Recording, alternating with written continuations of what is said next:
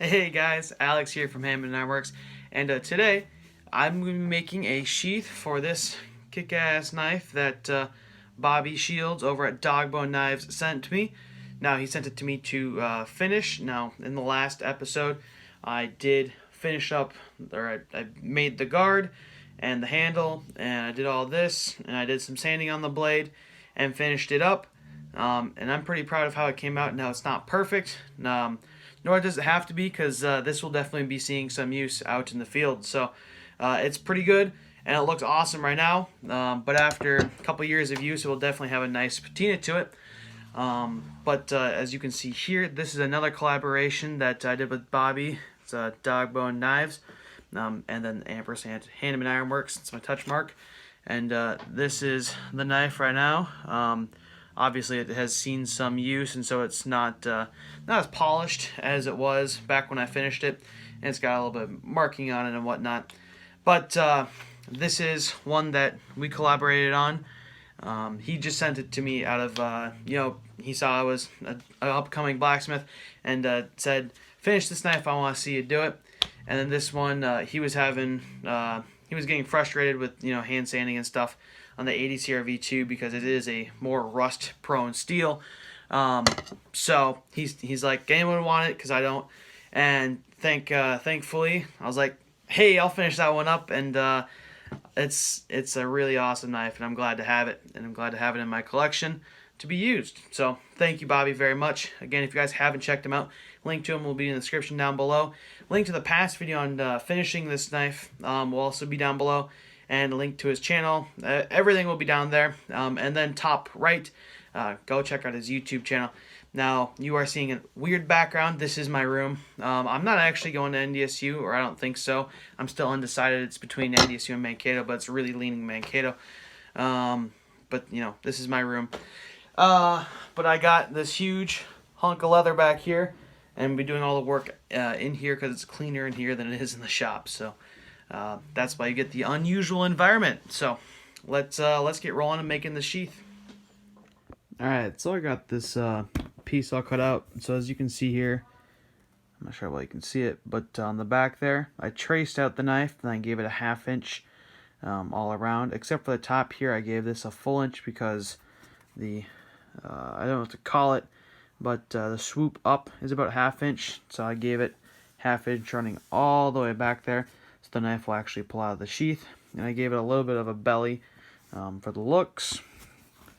So I'm going with this. Then I cut out, and it's exactly the same, same like lineup as this is. Now it's a little bit long. I will have to trim that. And then I'm doing a 4-piece construction, so I'll be attaching this out here. That way, this you can see the difference of the outside leather versus the piece back here, which is the inside leather. I want the outside leather look, so I'm, instead of doing a wraparound like this, I'm attaching a belt loop myself. But the next step in this sheath making process is this is an edge groover. I'm gonna set this to about 1/4 inch to 3/8 inches, and then run this up and down and carve a groove. You can see here it's at 1/4 inch. So what I'm going to do now is take both sides of the sheath here and carve a groove out.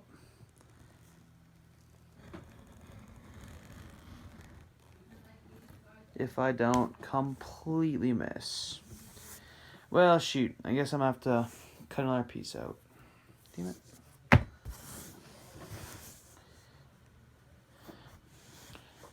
Alright, so I got the set to 1/4 inch here. Gonna carve out the sheath edge here.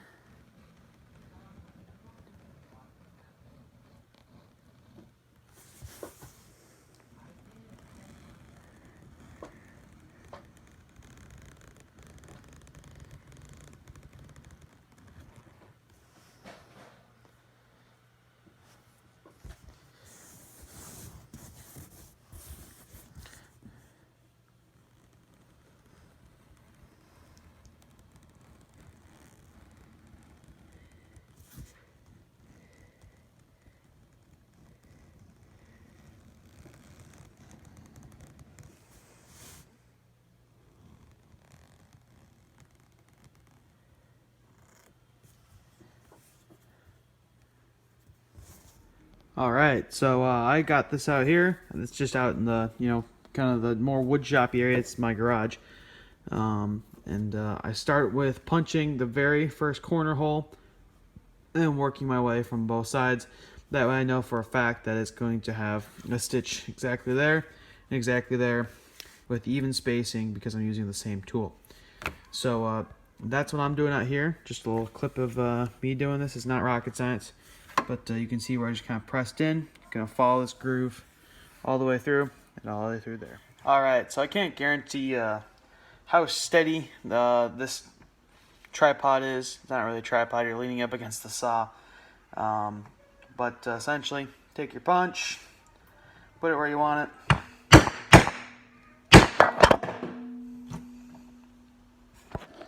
Give her a tap or two. Actually, that one didn't punch all the way through. And then on the back side, and on the front side. Do this, I don't know, takes 10 minutes, not too bad. Alright, so I glued on this strip that protects kind of the edge from just cutting the lacing open. I glued it on with super glue. It's definitely not the glue of choice, and it was a little thin, but everything's going to be sanded down eventually. I'm not too worried about it. But it's looking good. Have the holes punched through it. Super glue worked just fine if I had the choice.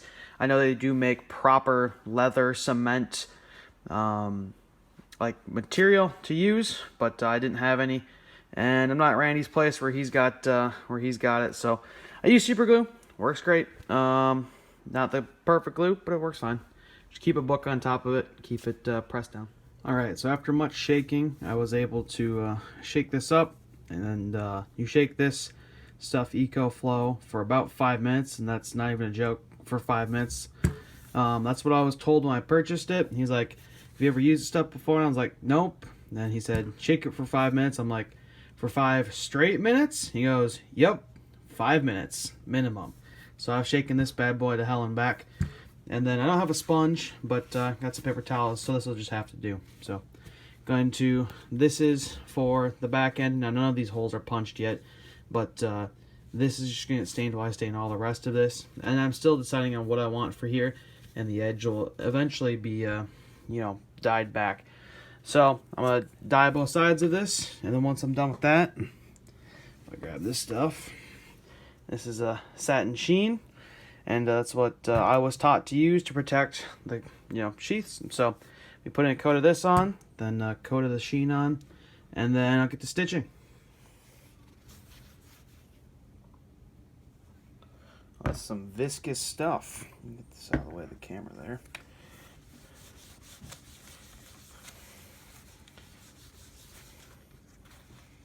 Alright. Definitely need some more of that.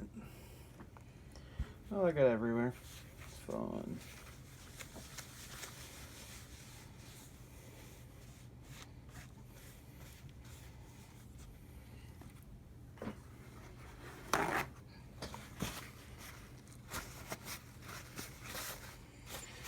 That's going to stain the hands for a little bit, I guess. It's alright. Didn't realize that was so violent.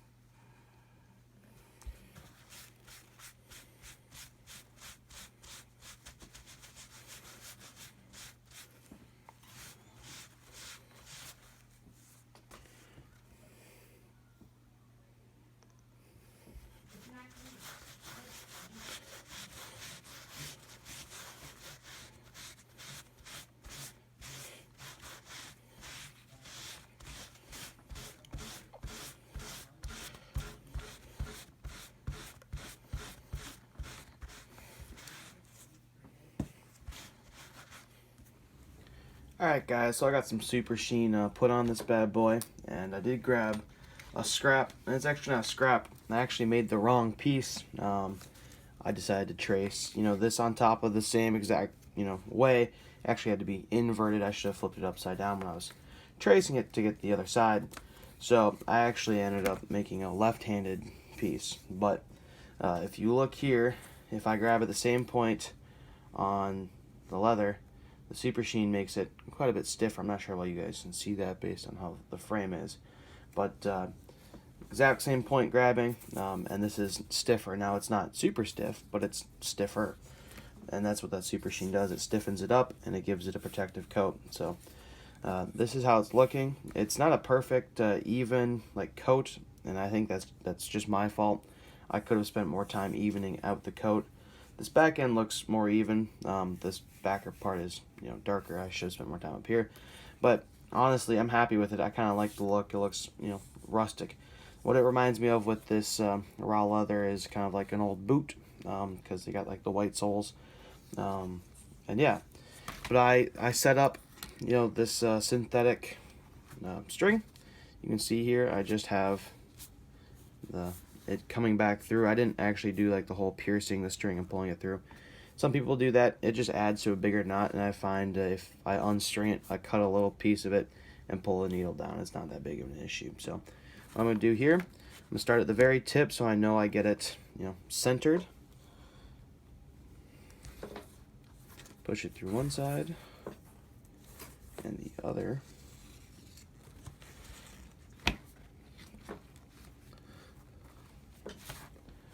Gonna find both of your needles, pull them together, make sure you have it even, or about as even as you can get it. It's not gotta be super perfect, but it's gotta be pretty darn close. So once you have it through both sides and you know where your middle point is, take your needle, come back through here, obviously make sure you're lining up in the right hole, pull it through here, then take your needle that's coming through the other side and push it to the same hole that you just pushed through, but in the opposite direction. And this is what we call a saddle stitch. And many of you may know this, but not everyone does. And it's not a bad reminder. So pull both sides through most of the way, and take both ends and just pull it tight. Do this, keep going all the way through the sheath, all the way through, until you reach the end, and then I'll come back with you once I reach that point. Wrong hole.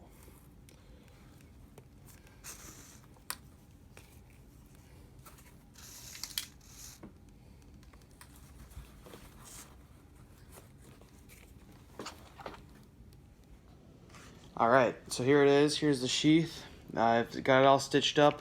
I double stitched the entire bottom, and then I did 10 top stitches up here, double stitched. Now you don't need to do this. All you need to do is a single double stitch to come back to finish off the split end, but you can do it however you want.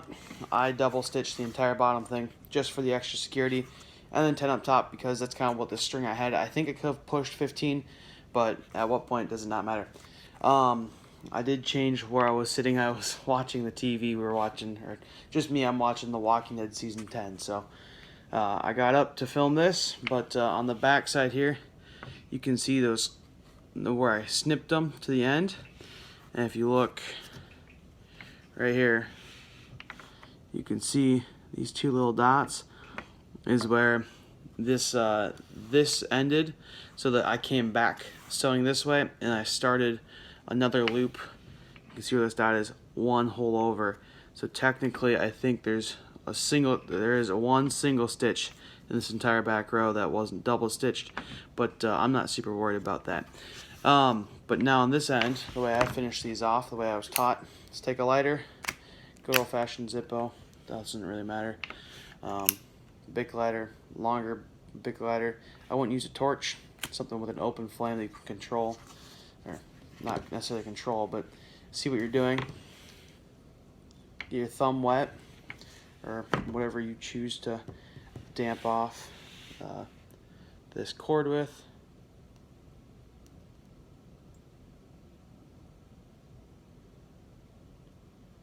really push it in there and press down on it. And I did kind of drop it to the table so I could get a better force on it. But you can see one split end here. Let's see if I can pull it up a little bit. It's a split end there, and where I dampened down on this other one right next to it. So I'm gonna do this other one, and then let you guys get back. Continue on with the video, I guess. This part is playing with open fire, so be careful if you're doing it.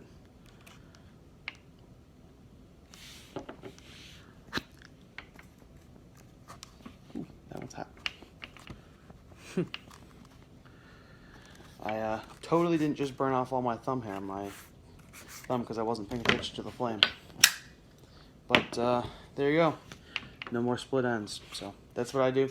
Now I need to take this out to the belt sander out in my shop. I'm going to belt sand all these edges to where I need them, because you can see here there's a bit of a gap in there. These are uneven. And I gave myself, I think, 3/8 of a gap from where I expected the stitch to be and the edge of it. And my initial draw out was a 1/2 inch from the blade, so I gave myself like an 1/8 inch for the blade to slide in on the sheath.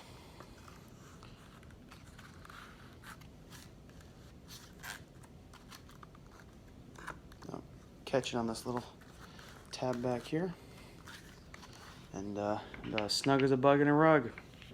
There we have it.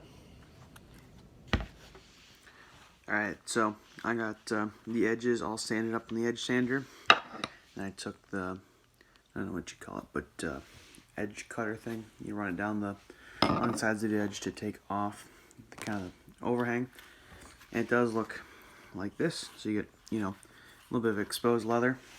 Get yourself a coffee cup or whatever cup you want. This is just a Gary Brown Forging On coffee cup. A little bit of water in there. Get put your finger in there and wet the edge of the leather down. Right. I'll be doing some burnishing. I have burnished this underside already, but this top side still needs to get burnished, at least 3/4 of it. So just wetting a good section of leather. And you don't want to just soak it all the way through. I mean, you want to soak the edge, but not like the rest of the leather. So don't just go dumping it in some water. At least that's what I learned. And then you take it, take your burnishing tool, pick the right size gap that's appropriate for the amount of leather you have handy, and just go to town. The leather will become shiny as you do it. It will also start to form more of a like glossy dome.